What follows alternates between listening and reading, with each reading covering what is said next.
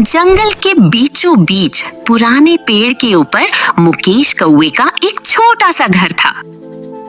घर छोटा सा और सादा था, लेकिन घर में प्यार बहुत था। इसी घर में रहती थी मुकेश की छोटी सी बेटी पूजा भी रहा करती थी। पूजा की माँ अब इस दुनिया में नहीं थी, इसीलिए अब उसकी माँ भी अब मुकेश ही था। बाबा बाबा देखो, अब मैं पहले से भी ज्यादा ऊंचा उड़ सकती हूँ। हाँ हाँ, अरे वाह, मेरी पूजा तो एक दिन सारे जंगल में से सबसे ऊंचा उड़ेगी। तो फिर अब मुझे शाम को एक इनाम भी चाहिए बाबा। अच्छा, तो फिर क्या चाहिए मेरी बिटिया को आज? लाल वाले मीठे जामुन और वो फूल भी चाहिए मुझे आज। सब मिलेगा मेरी बिटिया, मगर एक बात, घोंसले से ज्यादा दूर मत जाना, ठीक है? मुकेश जब भी काम पर जाता तो उसे पूजा की बहुत परेशानी होती। उसकी सारी दुनिया अब बस उसी नन्ही सी चिड़िया में है। कुछ महीनों बाद मुकेश को महसूस होने लगा कि अब पूजा को एक माँ की जरूरत है। वो चाहता था कि कोई पूजा को प्यार से संभाले, उसके पंख संवारे, उसे अकेलापन महसूस न होने दे। इसी सोच में वो एक मोनी नाम की एक चिड़िया को घर ले आया। मोनी के साथ उसकी बेटी रानी भी आई। शुरू में सब बहुत अच्छा था। एक दिन पूजा रानी को कहती है, चलो ना रानी, आज हम नदी के किनारे घर घर खेलते हैं। ये कहकर वो दोनों चल पड़ते हैं। मोनी को देखकर मोनी हंसती है और कहती है, धीरे भागो दोनों, नहीं तो गिर जाओगे। कई दिनों बाद घोंसले में दोबारा हंसी आई थी, लेकिन मोनी की मुस्कुराहट में तब्दीली आ रही थी। एक शाम मुकेश काम से लौटा। मुकेश को देखकर पूजा फौरन से उड़कर मुकेश के पास आती है। अरे वाह बाबा, इतने मीठे और रसीले जामुन। मुकेश प्यार से पूजा की तरफ देखने लगा और बहुत खुश हुआ। दूर बैठी रानी भी मुकेश की तरफ देखने लगी, लेकिन मुकेश का उसकी तरफ ध्यान ही नहीं गया। मोनी ये सब चुपचाप देख रही थी। उसकी आंखों की चमक अब धीमी हो गई थी। फिर पूजा और रानी सो चुकी थी, लेकिन मोनी अभी तक नहीं सोई। वो धीमी आवाज में अपने आप से कहती है, अगर ऐसा ही चलता रहा तो रानी हमेशा पीछे रह जाएगी और वो बिना माँ की पूजा हमेशा आगे निकल जाएगी। नहीं, ऐसा नहीं होना चाहिए। इसी वक्त मोनी के अंदर जलन का पहला बीज लग गया था। एक दोपहर मुकेश काम पर गया था। घोंसले में मोनी अपनी बेटी रानी को मीठे फल खिला रही थी। वहीं दूसरी तरफ पूजा भारी लकड़ियां उठाकर ला रही थी। अरे ओ पूजा, जल्दी जाओ और मीठे बेर लेकर आ।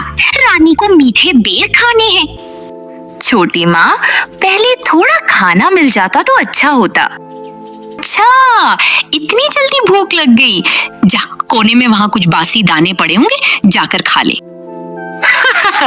अब तो मैं ही सिर्फ मीठे मीठे फल खाऊंगी और तुम बासी दाने खाओगी। पूजा चुप हो गई। उसने धीरे से अपने आंसू साफ किए और फिर चलने लगी। पास बैठी रानी मजे से फल सब्जियां खा रही थी। पूजा ने एक पल के लिए उसकी तरफ देखा, फिर नजरें झुका ली। उसे समझ नहीं आ रहा था, जिस घर में कभी उसके लिए इतना प्यार था, अब वो वहां बोझ क्यों बन गई। धीरे धीरे मौसम बदलने लगा। अब जंगल में काले बादल छा गए। अब हर शाम बारिश हुआ करती थी।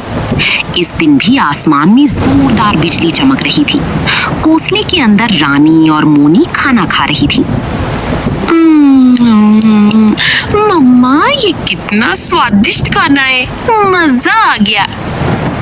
हाँ बेटा, जल्दी से खा ले, नहीं तो ठंडा हो जाएगा और वो पूजा भी आ जाएगी। खत्म कर दे जल्दी।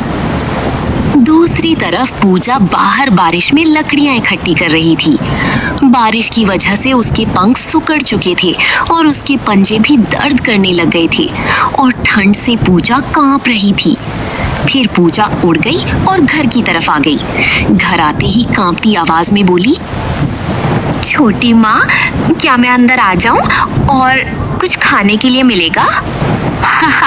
काम खत्म कर लिया जो अंदर आ रही हो? जाओ, काम खत्म करो पहले। और कुछ खाने के लिए भी नहीं है। पूजा चुप हो गई और कुछ नहीं कहा। उसने आसमान की तरफ देखा। बारिश की बूंदें उसके आंसू की तरह थीं।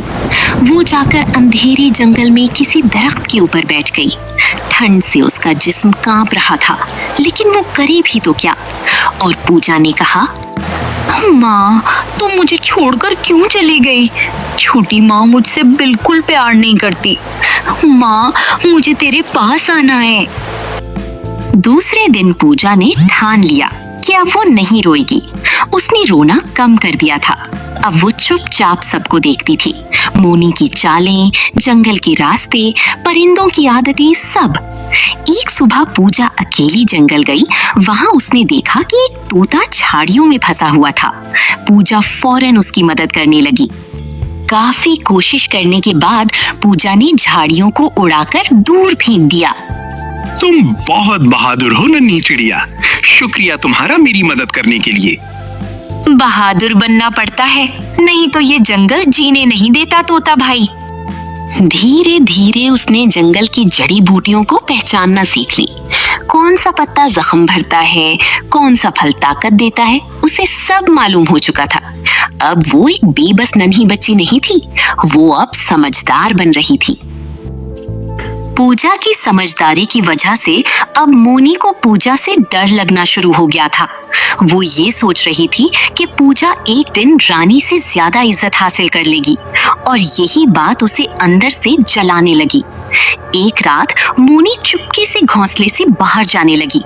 पूजा की आंख अचानक खुल गई। पूजा ने देखा कि मोनी गहरे अंधेरे जंगल की तरफ जा रही थी।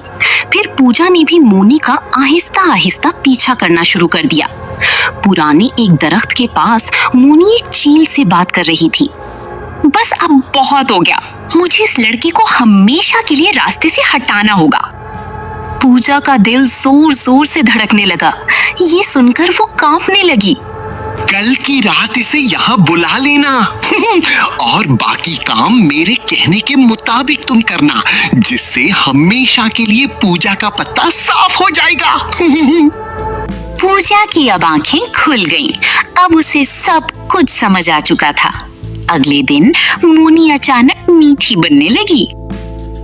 पूजा बेटा, तुम्हारे बाबा के लिए एक खास जड़ी बूटी चाहिए जो कि जंगल में पुराने दरख्त के पास मिलेगी।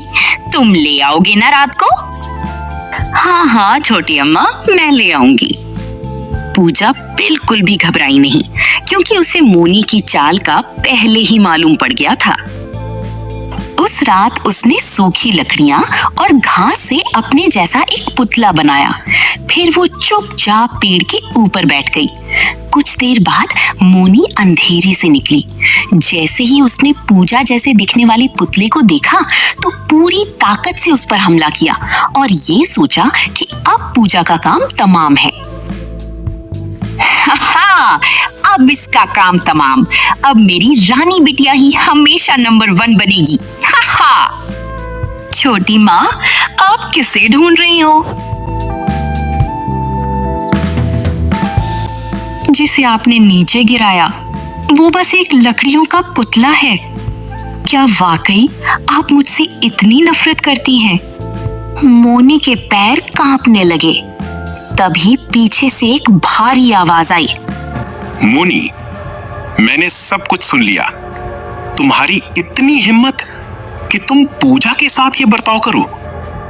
अगली सुबह पूरे कौंसले में सन्नाटा था। मोनी सर झुकाए सामने खड़ी थी। उसकी आंखें सूज चुकी थीं।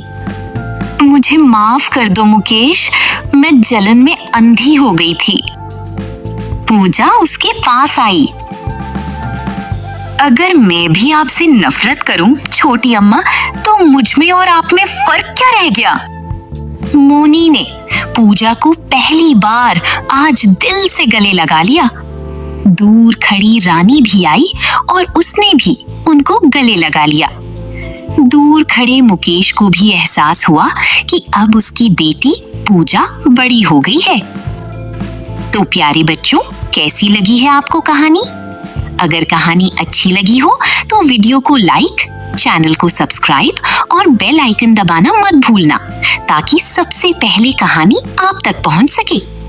तो मुझे तो इजाजत, मैं मिलती हूँ आपको किसी और कहानी में।